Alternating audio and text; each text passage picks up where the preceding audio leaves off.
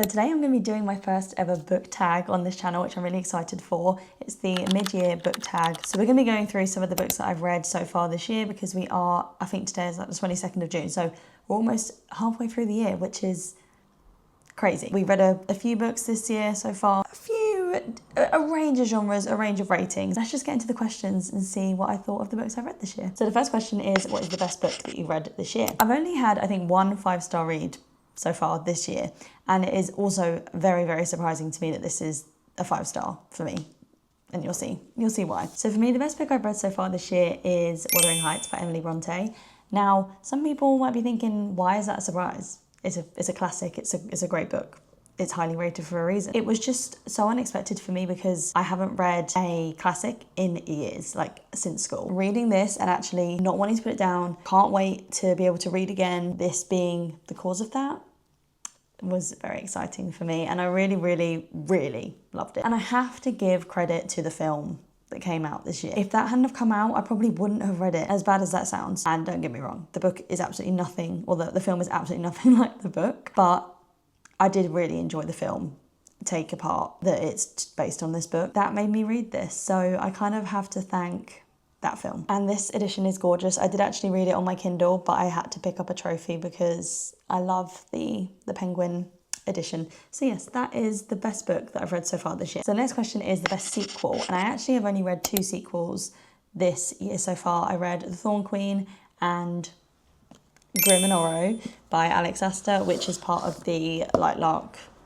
series. It's not a direct sequel, it's more of a spin-off slash, what are they called? Oh, like novella. I mean, it's not really a novella because it's huge, but it's 2 novellas from each of their perspectives. I just love this world so much. I will say that I couldn't wait to get to Grimm's part because I am more Grimm than I am Oro, so that was just always going to happen. I just loved being in their heads and I had a really fun time. Next up is a new release that you are still yet to read from this year, and obviously I haven't yet read Starside by Alex Aster, and I really, really, really want to get to it, but I want to wait until it comes out in paperback because I have way too many hardbacks, and you'll see that in a minute. Like, I feel like every book I'm holding up is about to be a hardback. So yeah, Starside by Alex Aster. I've heard amazing, amazing reviews about it, and I know that she's already working on, I think, releasing number 2 this year. I can't remember if it's the end of this year or like beginning of next year, but she's working like crazy. So I need to catch up. Saying that, I also need to read Crown Tide because I haven't read that yet.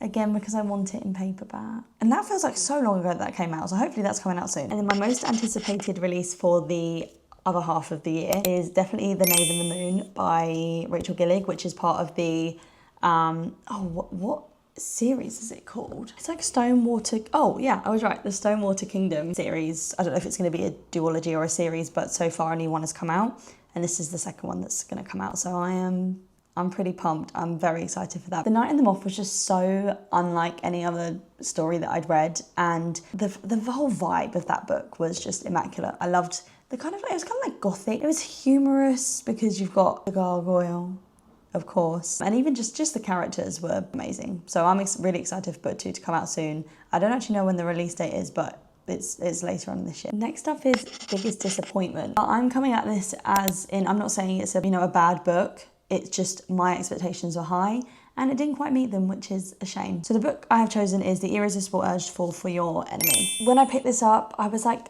you know what, love the cover, love the idea, it's literally enemies to lovers, as it says on the cover, but it just wasn't. It didn't feel like anything really happened much between our 2 characters, and obviously maybe it'll be different when I read the second book. I guess some people might like that nothing really happened between them in this book, and it's kind of setting up for book 2, I guess, but I don't know. I listened to it as an audiobook, so maybe that had an effect as well. It just didn't quite hit the enemies to lovers romantasy vibes that I was expecting from reading the blurb. I will read book 2 just because I'm intrigued in how the author's gonna make them get together, or whatever she decides to do with these characters. Unfortunately, this is the biggest disappointment of this year so far. Next we have my biggest surprise, and it has to be What Moves the Dead by T. Kingfisher, because believe it or not, it was the first book I read this year. I just randomly picked it up. I saw it was on Kindle Unlimited on my Kindle randomly one night, and I thought, I kind of feel like I'm in a reading slump. I just want something that's quick and maybe easier, and I was in a spooky mood, so I thought, this sounds good. It was like 190 pages, and I thought, great, hopefully I'll fly through that in a few days and that'll be done. Not really expecting much. I freaking love that book. I think I gave it 4.5 stars. The whole story, I know it's like a retelling, reimagining of The Fall of the House Usher, I think it's called. And I haven't read or watched anything to do along that storyline, so I don't really know too much about it. The way she writes, she created such a eerie, like gross atmosphere, and I feel like, you know, that's what she's good at. She's great at like the horror vibes, horror stories. I don't know what it is, but just things about mushrooms and like fungi and things like that really get to me. Maybe that's why this book hit more than I expected, but I really loved that. I rated that quite highly. I rated that 4.5 stars, so love that book, would really recommend. I think there's currently 3 books out in that series and they're all like novellas, quite short and quite easy to get through. I've read the second one, I just need to read the third one. I don't know if any more are coming out, but I do really want to read Wolfworm as well by T. Kingfisher because I haven't yet got to that. Next question is favourite new author. Now, this author is obviously not new, but it's new to me, and that is Pierce Brown, who wrote the Red Rising series. I can't believe I had this book on my TBR, on my shelf for so long, and it was just sat there. And I had this amazing piece of literature on my shelves. Pierce Brown just has a way with words, like believe it or not. But no, his writing is it's quite to the point, but in a way that's really impactful. And it's not like he did this, he said this, he then did this. Like, I don't mean like that to the point, but just very blunt in scenarios that have a lot of emotion behind it, and I feel like that really packs a punch, and he's just great. And I'm so glad I picked up this book. Can't wait to read the next one and, you know, the rest of the series. Love Pierce Brown. Next we have a newest fictional crush, which I haven't really read a huge amount of books that like this prompt sticks out to me, but if it isn't Miles from Funny Story, it's Stark Therion from Direbound, because who doesn't love like a brooding, mysterious man? He was just so good to read. Like every time I saw his name like coming up later on down the page, I'd be like, okay, let me read more. So it has to be him. Next prompt is a book that made you cry, and I don't really cry at books. I don't really get overly emotional at them, but one that did in particular make me, there's like a scene at the beginning which like didn't make me cry, but it just made me think, like made me feel quite sad, and it like did hit me. Red Rising by Pierce Brown. It's in the first few chapters, I think, before our character goes off on his own little journey. Something happens and sets the tone for the whole rest of the book. It's a very important thing, so I won't say it. The way it was written and it just really got to me. Maybe I was feeling really emotional that day, but I was just like, oh, wow, that did hit. Then we have the opposite, a book that made you happy. Now, I've read a few rom-coms this year so far, but this one is definitely my favourite, and it's actually my most recent one. Funny Story by Emily Henry. Don't get me wrong. At first, in the first few chapters, maybe, you know what, even up to halfway through, whenever one certain character's name was mentioned, it boiled my blood. I was so angry when I was reading the first few chapters of this. But that's why Emily Henry's amazing, because she can make you feel so many things in one book. This made me feel so happy. One, the vibes it had,